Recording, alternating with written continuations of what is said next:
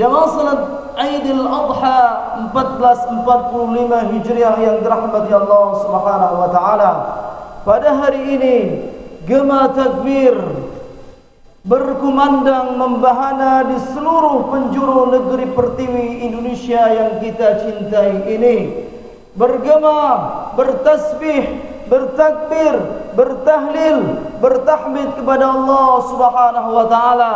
Gema takbir mengiringi langkah suci saudara-saudara kita yang sedang berada di tanah suci Makkah Al-Mukarramah, yang sedang menunaikan fardiyah kewajiban ibadah haji. Kita berdoa kepada Allah semoga mereka semua mendapatkan hajjan mabruran wa dhanban maghfuran wa tijaratan lan tabura. Haji yang mabrur, dosa yang diampuni, dan sebuah perniagaan yang tidak pernah merugi. Dan mudah-mudahan kepada kita yang belum ditakdirkan untuk pergi ke tanah suci, segeralah berniat, mengazamkan diri kita untuk segera menunaikan ibadah haji. Para ulama mengatakan, hujju qabla an la tahujju, berhajilah sebelum nanti tiba masanya kalian tidak akan bisa pergi haji kembali. Allahu akbar, Allahu akbar, Allahu akbar walillahil hamd. Gema takbir membahana mengiringi langkah suci perjuangan saudara-saudara kita kaum muslimin yang sedang menjaga, yang sedang memerdekakan negeri suci, negeri kesucian umat Islam, yaitu tanah suci Palestina. Mereka di sana berjaga-jaga, mereka di sana berjihad, mereka di sana mengorbankan segalanya apa yang mereka miliki, waktu, tenaga, keringat, darah, bahkan nyawa demi marwah umat Islam di seluruh dunia. Mereka di sana bahkan menggugurkan sebagian daripada kewajiban yang telah dipikulkan Allah kepada kita, yaitu menjaga dan memerdekakan tanah suci Palestina dan Masjidil Aqsa yang hingga saat ini masih berada di dalam genggaman penjajah Zionis laknatullah alaihim. Kaum muslimin, bisa saja Tufanul Aqsa, Tufan Al-Aqsa yang sekarang sedang terjadi akan menjadi akhir daripada cerita kaum Zionis atau Israel laknatullah alaihim. Sudah 9 bulan atau mendekati 9 bulan agresi penjajah Yahudi Zionis ke saudara-saudara kita di Gaza, Palestina. Namun mereka hingga saat ini masih bertahan. Yahudi Zionis laknatullah alaihim hanya mampu membantai para wanita dan anak-anak.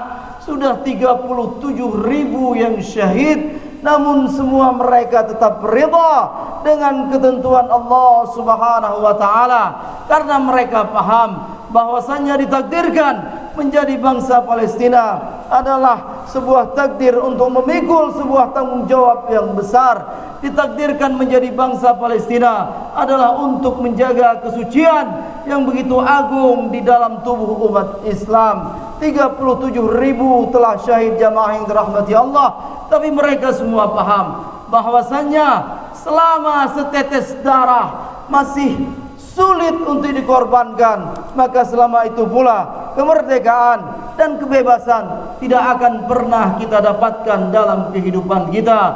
Allahu Akbar, Allahu Akbar, Allahu Akbar walillahil hamd. Tiada gunanya kita berhari raya jika masih ada di antara saudara-saudara kita yang belum bisa berhari raya seperti yang kita rasakan. Tiada sempurna kemerdekaan yang kita rasakan saat ini jika masih ada kaum muslimin, saudara-saudara kita yang hidup di bumi Allah yang belum merdeka seperti yang kita rasakan saat ini.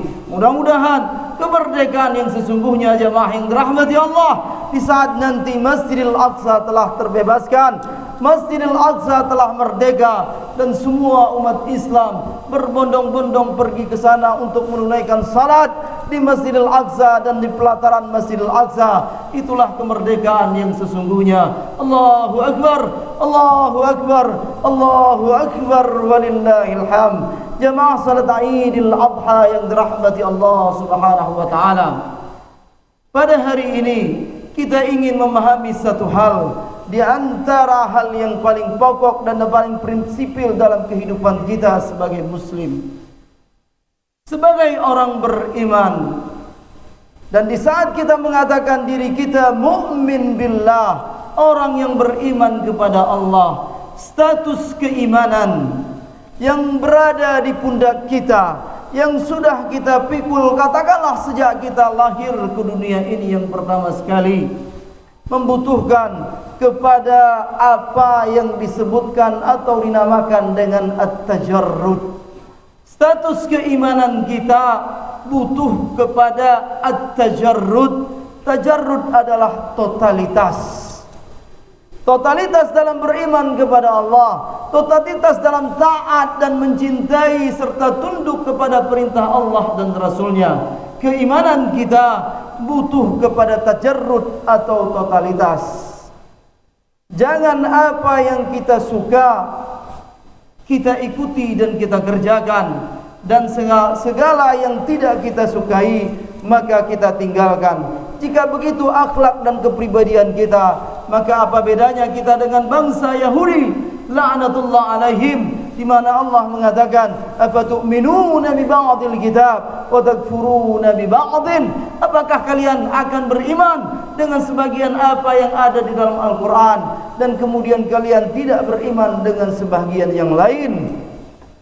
Keimanan kita butuh kepada totalitas, dan totalitas tersebut jamaah yang dirahmati Allah Subhanahu wa taala akan nampak, akan terukur dari tadhiyah atau pengorbanan seorang muslim tersebut.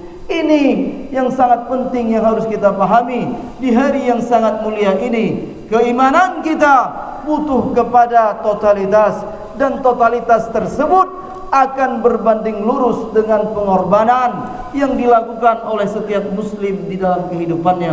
Allahu Akbar, Allahu Akbar, Allahu Akbar, walillahil hamd. Semua manusia-manusia yang agung di dalam Al-Quran, dalam sejarah peradaban umat manusia, telah menunjukkan pengorbanan mereka di dalam kehidupan mereka. Nabi Nuh alaihissalam berdakwah saja 950 tahun. Dan dalam riwayat dikatakan pengikut beliau tidak mencapai lebih daripada 100 orang. 950 tahun berdakwah, sebuah pengorbanan. Nabi Yusuf alaihissalam rela mendekam di penjara, jamaah yang dirahmati Allah. Ini adalah sebuah pengorbanan. Nabi Musa alaihissalam rela terusir dari kampung halaman, dan ini adalah sebuah pengorbanan. Ashabul Kahfi rela pergi masuk ke dalam gua, bahkan sampai ratusan tahun Allah menakdirkan mereka berada di sana untuk menyelamatkan ketauhidan mereka. Ini adalah sebuah pengorbanan. Bahkan jika kita membaca sejarah para sahabat Nabi radhiyallahu anhum ajmain, penuh dengan pengorbanan yang mungkin tidak akan pernah terulang dalam kehidupan kita. Katakanlah kisah Suhaib Ar-Rumi yang rela dia meninggalkan segala harta yang dia miliki di kota Mekah agar dia bisa berhijrah bersama Nabi. Suhaib Ar-Rumi meninggalkan segenap kekayaannya yang dia miliki di kota Mekah dengan satu jaminan, agar dia bisa pergi berhijrah bersama Nabi. Ini adalah sebuah pengorbanan besar jamaah yang dirahmati Allah yang dilakukan oleh Suhaib Ar-Rumi dan para sahabat-sahabat yang lain yang ada dalam sejarah kehidupan kita umat Islam. Tidak ada manusia agung yang tidak melakukan pengorbanan, karena pengorbanan adalah bentuk daripada totalitas keimanan kita. Allahu Akbar, Allahu Akbar, walillahil hamd.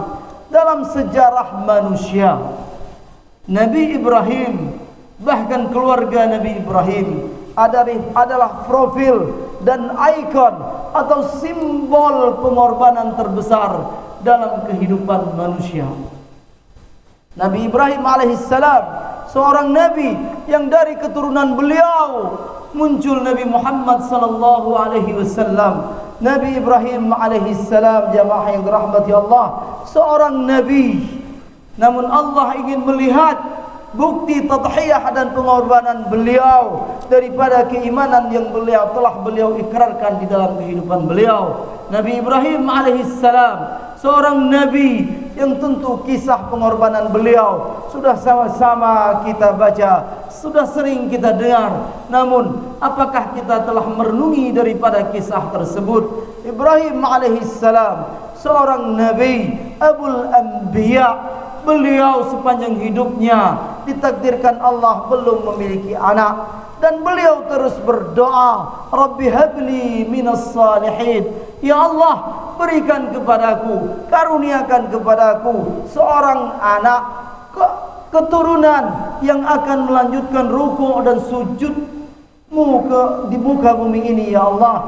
Terus Nabi Ibrahim berdoa, namun Allah belum mengabulkan doa Nabi Ibrahim.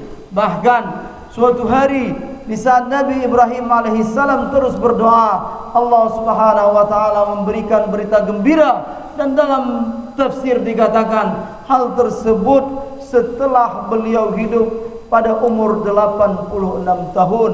Fabasyarnahu bighulamin halim. Setelah puluhan tahun Nabi Ibrahim berdoa, bukan 5 tahun, bukan 10 tahun, tapi puluhan tahun beliau berdoa. Baru di sana Allah subhanahu wa ta'ala memberikan kepada beliau seorang anak yang bernama Ismail alaihissalam. Tentu kehadiran Ismail ibarat seperti seseorang sedang berada dalam kehausan yang begitu amat sangat dan mendapatkan seteguk air. Tentu kehadiran Ismail bagi Ibrahim ibarat seseorang yang sedang berada katakanlah di padang gurun Sahara, kemudian dia mendapatkan segelas air. Kehadiran Ismail menjadi pelipur lara bagi Ibrahim alaihissalam, menjadi penyemangat dalam hidup beliau. Allah telah mengabulkan permintaan Nabi Ibrahim alaihissalam. Namun jamaah yang dirahmati Allah subhanahu wa ta'ala, setelah Nabi Ismail lahir ke dunia ini, Allah subhanahu wa ta'ala memerintahkan kepada Ibrahim agar anak semata wayang katakanlah yang dimiliki Ibrahim diungsikan, dipindahkan, dihijrahkan ke sebuah tempat yang tidak ada kehidupan di sana. Dalam bahasa Al-Quran, Ibrahim mengatakan, Inni askantu min dhurriyyati biwadin ghairi dhi zar'in inda baitikal muharram. Aku diperintahkan untuk meletakkan anakku dan istriku di sebuah tempat yang tidak ada kehidupan, karena tempat itu adalah lembah yang tidak ada air. Bukti tidak ada air, tidak ada pepohonan di sana. Jika tidak ada pepohonan yang tumbuh di suatu tempat, berarti tempat itu adalah tempat yang mati.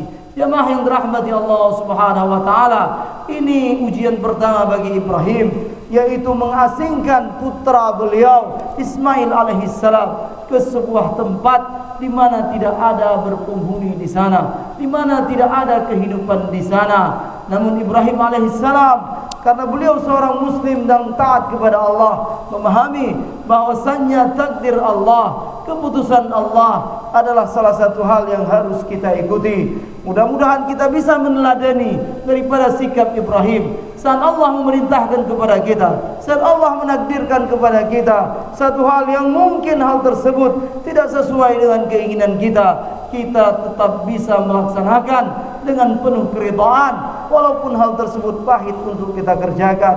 Kemudian Nabi Ibrahim alaihissalam mengasingkan putra beliau Ismail ke tempat yang tidak berpenghuni, ke tempat yang tidak ada kehidupan. Dan di sana Allah subhanahu wa ta'ala kemudian menguji istri beliau yang bernama Hajar alaihissalam.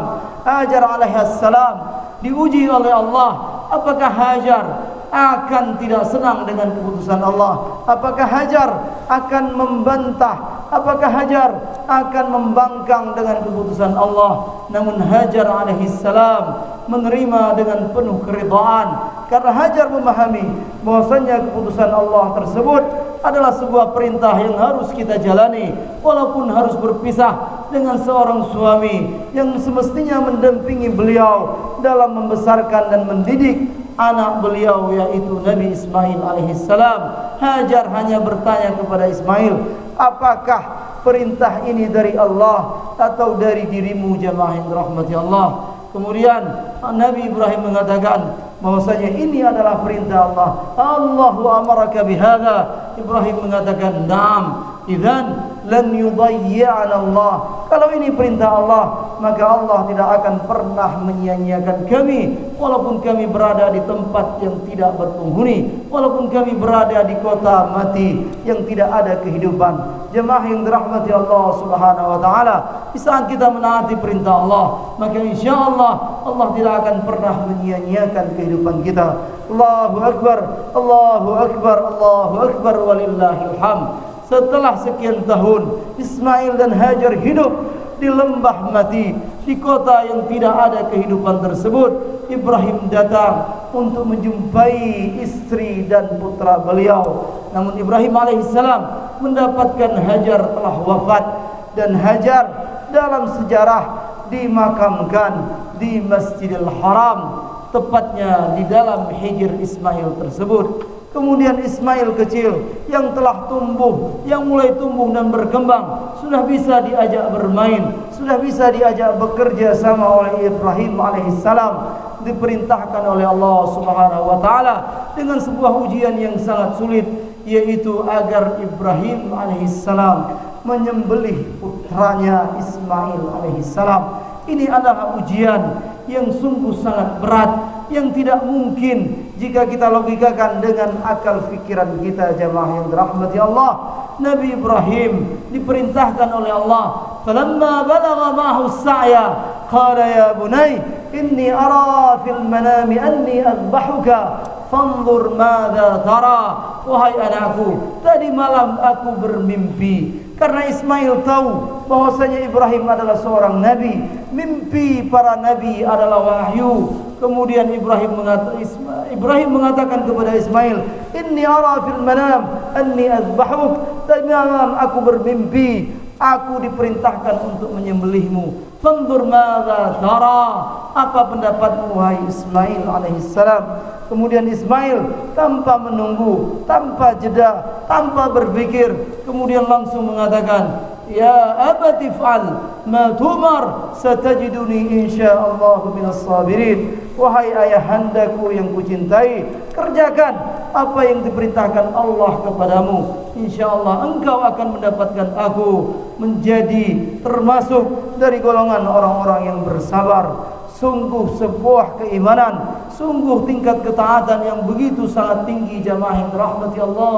Subhanahu wa taala, yang diperlihatkan oleh Ismail kecil, yang itu mungkin sangat berbeda dengan apa yang kita lihat dari anak-anak kita atau para pemuda kita. Ismail alaihissalam mengorbankan dirinya dalam ketaatan kepada Allah. Namun di antara para pemuda kita, di antara anak-anak muda kita, banyak di antara mereka yang mengorbankan diri mereka tapi dalam kemaksiatan, kemungkaran, kepada hal-hal yang tidak diridai oleh Allah Subhanahu wa taala.